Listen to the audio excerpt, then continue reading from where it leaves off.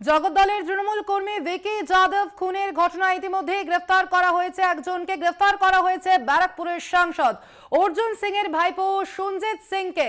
যেমনটা জানিয়ে রাখি আপনাদের যে এই ঘটনায় অর্জুন সিং এর অনুগামীরা তারা বিক্ষোভ কর্মসূচি চালিয়ে যাচ্ছেন। অর্জুন সিং এর ভাইপো সঞ্জিত সিংকে গ্রেফতার করা হয়েছে জগদ্দলে তৃণমূল কর্মী ভিকি যাদব খুনের ঘটনায়। এই ঘটনায় ইতিমধ্যে গ্রেফতার করা হয়েছে সঞ্জিত সিংকে।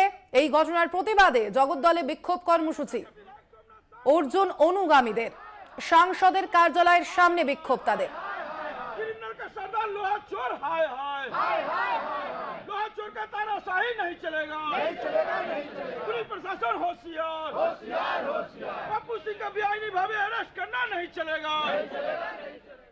এ বিষয়ে আমরা কথা বলবো। ফোন লাইনে রয়েছেন প্রতিনিধি শুভজিৎ সিং। শুভজিৎ, দেখো এই মুহূর্তে রয়েছি ব্যারাকপুর কোর্টের সামনে। কিন্তু ব্যারাকপুর কোর্টের সামনে আজকে সকাল থেকেই সাংসদ অনুগামীদের একটি ভিড় রয়েছে, কারণ আজকে সকাল থেকে তুমি জানো সংসদের কার্যালয়ের সামনে আজকে একটি বড় মিছিল হয় এবং সেই মিছিল থেকে বলা হয় তারা বিক্ষোভ দেখান এবং বলেন যে জগদ্দলের যিনি বিধায়ক রয়েছেন তার সঙ্গে যে পঙ্কজ সিং যিনি গ্রেপ্তার হয়েছেন ভিকি যাদব খুনের ঘটনায়, সেই পঙ্কজ সিং এর সঙ্গে কিছু ছবি রয়েছে জগদ্দলের বিধায়ক সোমনাথ সাবেং, এবং সেই ছবিগুলি প্রিন্ট আউট করে প্ল্যাকার্ডের মাধ্যমে তারা বলেন যে অবিলম্বে বিধায়ককেও গ্রেপ্তার করতে হবে। যদি সাংসদের ভাইপোকেও গ্রেপ্তার করা হয় এই ঘটনায়, তাহলে বিধায়ককেও গ্রেপ্তার করতে হবে। এই দাবি তুলে তারা সকাল থেকে আজকে বিক্ষোভ দেখান। এই মুহূর্তে পুলিশের নিরাপত্তা প্রচুর পরিমাণে দেখা গেছে। ব্যারাকপুর কোর্টের সামনে বিশাল পরিমাণ পুলিশ দেওয়া হয়েছে এবং সাংসদের অনুগামীরা যারা রয়েছেন তারা ইতিমধ্যেই রাস্তা একদিকে বন্ধ করে তারা বিক্ষোভ দেখাচ্ছেন যে অবিলম্বে সঞ্জিত সিং ওরফে বাপ্পু সিংকে যাতে ছেড়ে দেওয়া হয়।